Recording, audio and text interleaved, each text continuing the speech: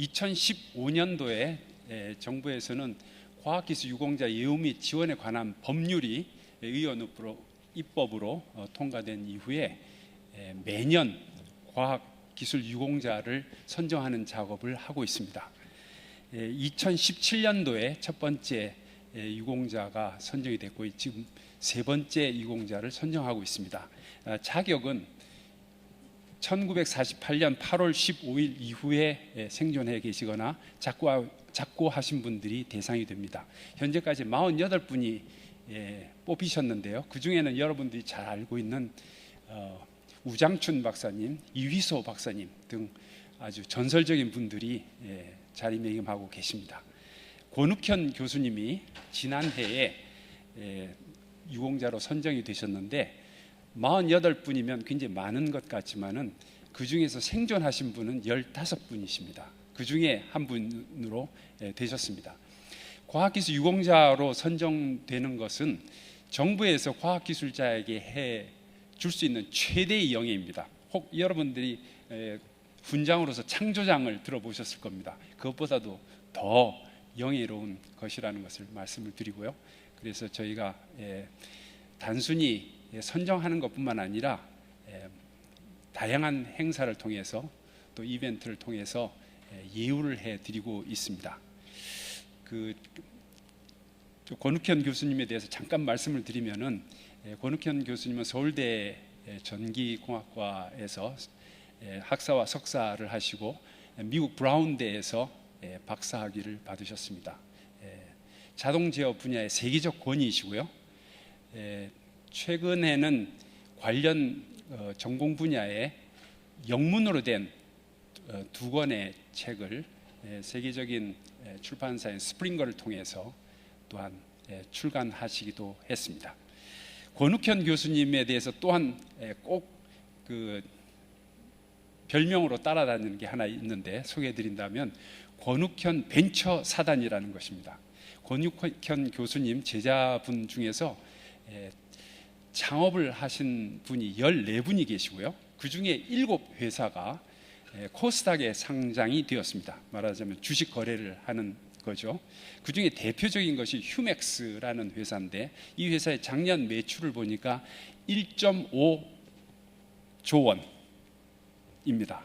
그래서 권욱현 교수님은 그 외모에서 풍기는 그 온화하심 그리고 범상하지 않음을 여러분들이 느끼실 텐데 정말 부드러우시고 후학들을 위해서 모든 것을 아끼지 않는 분입니다. 제가 너무 말이 길어지는 것 같아서 선생님의 좋은 강연 시간이 뺏길 것 같습니다. 여러분들의 큰 박수로 권욱현 교수님을 맞아주시면 고맙겠습니다.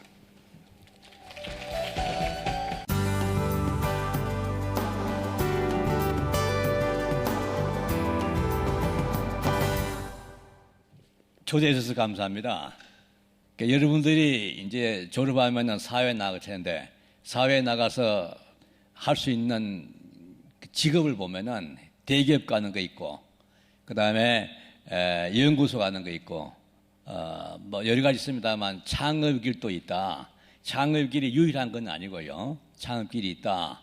그러면 우리 연구실에서는 왜 창업을 하게 됐는가를 오늘 설명을 드리겠습니다. 왜 그 창업하는 꿈이 좋은지. 여러분이 보는데 저희 제자 중에 그 변대교 사장의 같은 반이에요. 같은 반에 김상우 박사가 있는데 포항공대 교수입니다. 반에서 1등 했어요. 그런데 여기 변대교 사장은 반에서 한 중상. 자, 그런데 이 둘 중에 하라고 그러면 어느 하겠습니까? 어느 쪽을 원하겠어요? 여기 계시는 분들은. 뭐, 제가 대답을 하죠. 저는 오른쪽이 좋아요. 저는 오른쪽 할 것 같아요. 다시 하라고 그러면은. 예? 그러니까 성적은 중상이면서 저렇게 큰일 하시는 분. 아까 매출액 1.5조라고 그랬는데. 그리고, 그 다음에 두 번째 보면은 윤종경 이사장이 저하고 친구입니다. 같은 동기고요. 그래서 저는 이제 뭐 서울대학 디지스터에 있고 윤종경 사장은 삼성전자를 키운 사람이 1번이 누구냐면 윤종경 사장입니다. 그래서 이분이 이거 된 거예요. 경영에서 가장 키운 사람 누구냐 윤 회장인데 이 둘 중에 뭘 하겠어요? 제가 대답하면은 제가 둘 중에 하나 다시 하라 그러면 오른쪽 할 거예요. 예? 제가 다시 하라고 그러면 된다면은 안 될 거예요. 그래서 저는 가끔 농담하는데 윤 부회장한테 윤 회장은 교수 못할 거라고, 대학교 성적이 그렇게 중화가지고 무슨 교수하냐고. 그러면 그분 저한테 이렇게 얘기합니다. 하이 권 교수 삼성에 오면은 부장까지 할까? 다 맞는 얘기예요. 다 역할이 있고요. 예? 그렇습니다. 그래서 창업을 말씀드리면, 창업에 우리나라 창업을 떠나서 성공한 사람이 누구냐 우리나라에서.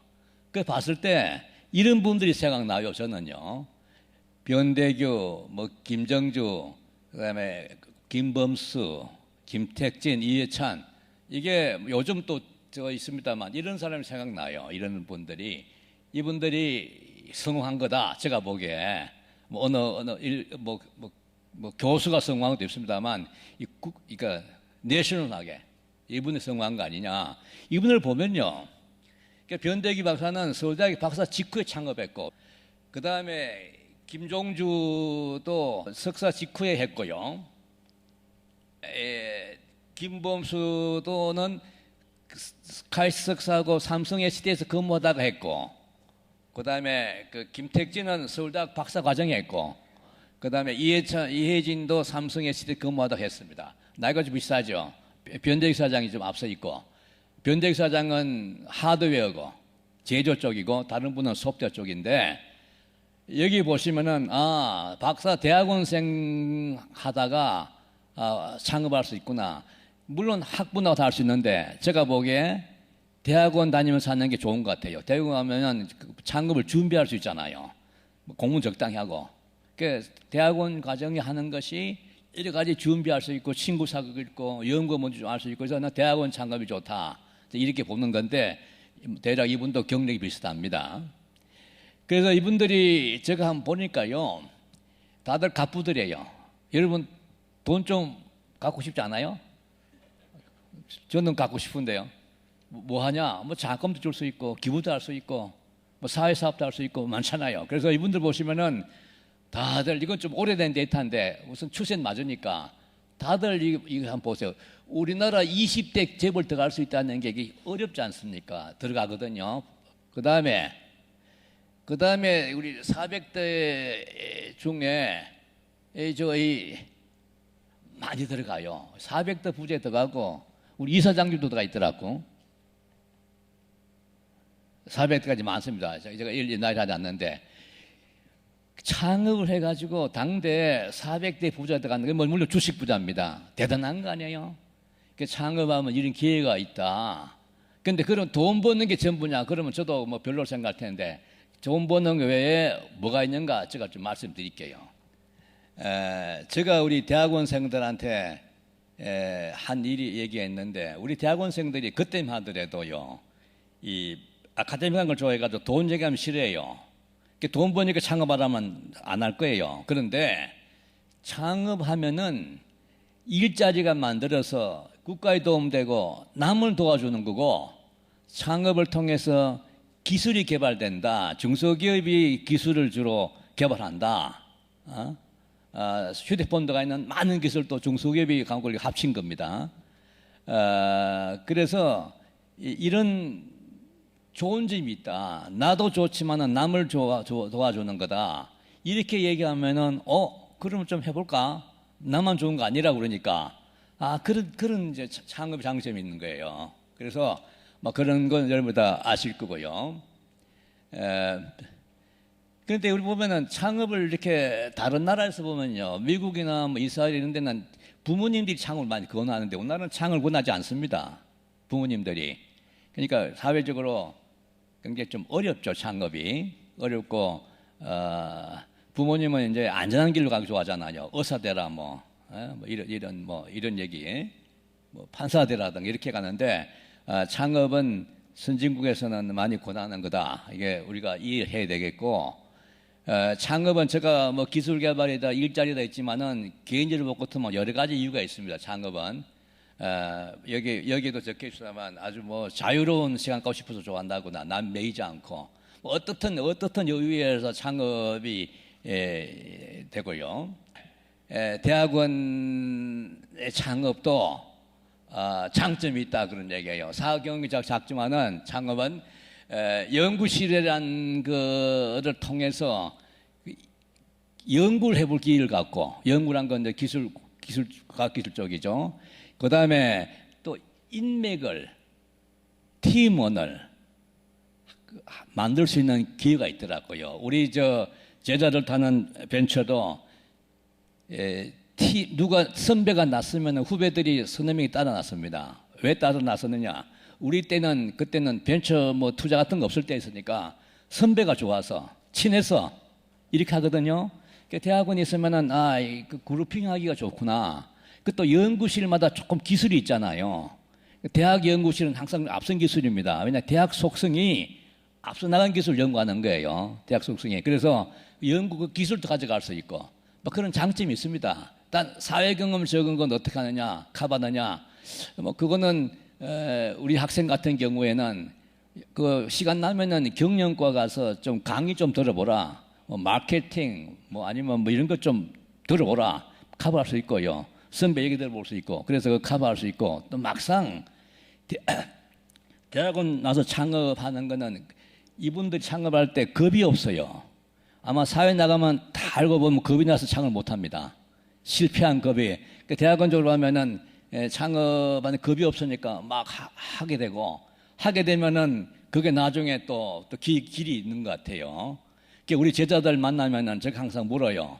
저도 사실 교수 입장에서 야, 이 친구 창업해가지고 망하면 나는 어떡하나 생각이 들더라고요. 그거 제자들의 성공을 제가 지도교 성공 마찬가지니까 하여튼 그런 점이 있습니다. 그래서 실제로는 한시를 못 오면 회사에 많이 가서 있고요. 그 다음에 연령도 보면은 30대 40% 삽니다. 이거는 그 우리나라 현실을 제가 보여준 거고요. 그 다음에 또 제가 관심 있는 것 중에 오늘 여기 이게 대학이니까 아주 큰 이슈 가지고 복잡한 이슈인데 교수의 참여도를 어떻게 할 건가? 참 재미있는 이슈예요. 아마 이거 얘기한 분이 없을 거예요. 얘기하는 분이. 제가 고민했던 거니까. 그럼 교수가 대략 보면요. 교수가 주도적으로 하는 거 이게 하나 있고 교수가 CTO 정도로 2인자로 하는 거 여기 하나 있고요. 그 다음에 D라고 그래서 아예 교수가 참가 안 하는 거 D가 있습니다. 그 다음에 C는 뭐냐? 뭐 지분이 한 2% 정도, 3% 정도. 아예 있으나 없으나 표시 안 나는 거. 여기 C라고 그러고요. 그래서 이 여러 가지 방향에 있는데 이거는 대학 교수도 그렇고 연구소의 연구원도 그렇고 이게 굉장히 델리케이트한 이슈고요. 저희 제자들을 얘기하면서 제가 창업의 방향을 좀 얘기하겠어요. 우리가 어떻게 했기 때문에 창업해야 되느냐. 다시 말하면 그렇게 하면 잘 될 거다. 이제 그런 얘기까지 포함해서 얘기하는 겁니다. 그냥 자랑하는 거 아니고요. 그러면 저는 왜 학생들한테 벤처를 권했냐. 우리 벤처가 중요한 거 아니고요. 우리 이쪽 국가 경제를 보면은 중소기업은 항상 있어야 됩니다. 중소기업이 있어야 되기 때문에 벤처는 아무튼 중소기업이 있어야 되기 때문에 벤처가 없더라도 중소기업을 해야 되는 누군가 해야 되고 중소기업 기술이 있다. 그러니까 우리 학생들한테 이 중소기업도 기회가 많다. 뭐 벤처면 뭐 더 좋겠고요. 그래서 그런 하고 또 한 가지는 우리 학생들이 우수하고 저는 그 연구실에서 훈련을 아주 많이 시켰어요. 훈련 시킨다는 게 별거 아닙니다. 많이 만들어 보게 하는 거예요. 많이 만들어 보고 훈련 잘 됐고 팀워크가 잘 됐고 선후배 관계가 이렇게 했으니까 야, 이 좋은 훈련을 좀 활용해야 되겠다. 그래서 너 이 정도면 충분하니까 스타트하는 벤처하는 게 어떠냐 이게 권했고요. 또 한 가지는 우리 보통 그 부모님들이나 의과대학 가는데 의과대학 가면은 혼자 잘 사잖아요. 혼자. 근데 이게 벤처 성공하면은 여러 사람을 먹여 살리잖아요. 여러 사람을. 아마 휴맥스 메데도 몇천 가구를 살릴 먹을게요. 그래서 이거는 국가도 좋은 거다. 그래서 이런 거 합쳐서 또 한 가지는 야, 우리 연구실이 한번 보여주자. 우리나라 한번 우리가 못하면 누가 하냐 한번 보여주자. 이게 막 섞였어요. 또 한 가지가 있다. 우리 공과대학 교수님은요, 산업에 기여를 해야 돼. 연구, 산업 기여하는데 산업 기여하려는데 보니까 특허해가지고는 도저히 기여가 안 돼. 특허는 아주 특별한 경우만 되지 대부분 특허는 특허를 위한 특허가 됩니다. 이거 안 되겠다, 특허도.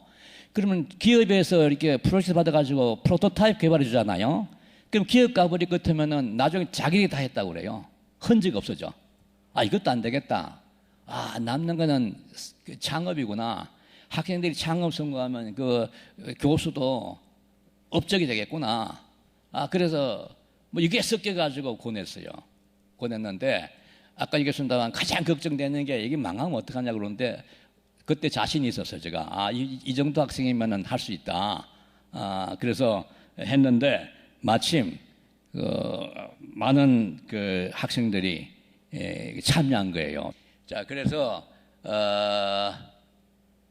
창업을 하게 동기가 우리 연구실에서는 아까 얘기했습니다. 창업에 필요한 팀워크를 많이 했고요.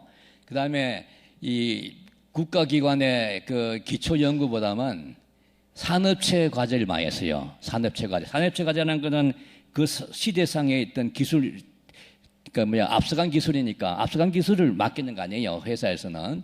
그걸 많이 했고, 그리고 또 필요한 기술을 우리가 스스로 많이 개발해 봤어요. 필요한 기술을.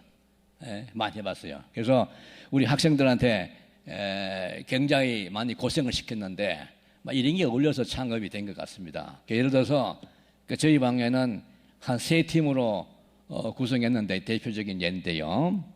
여기에 네트워크 팀도 있고 디지털 컨트롤러 팀도 있고 뭐 소프트웨어 팀도 있는데 이렇게 3팀을 해가지고 가면 학생들이 들락날락하죠.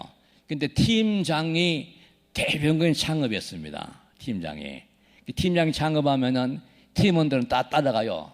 선배를 따라간 이유가 돈을 따라간 게 아니고요. 요즘 같이 뭐 승호 소리가 많지 않을 때니까 선배가 좋아서 믿으니까 이게 따라가더라고요. 그래서 이게 아마 굉장히 독특했고요. 성장 과정을 보면은 회사가 처음에는 조금 시작해 왜냐하면은 투자가 없으니까 조금 시작할 때는 어떻게 하느냐. 다른 회사 용역을 받아가지고 개발해 줍니다. 개발해줘요. 한 1, 2억을 받아 개발해주고 시간을 아껴가지고 자기 제품을 개발하는 겁니다. 이렇게 해서 서서히 성장했다. 서서히 성장하면 망할 거 없습니다. 많이 투자하고 할 때 실패가 있지 서서히 가면은 망하지가 않아요. 우리 제자 중에 한 회사 중에 10개 중에 하나가 좀 왔다 갔다 하고 9개는 다 잘 되고 있습니다. 그래서 그렇게 하면서 했고요. 또 한 가지는 참 묘한데 회사가 A로 시작해서 사업을 계획했다가 나중에 보니까 B 제품으로 성공하더라고요. 놀랍죠?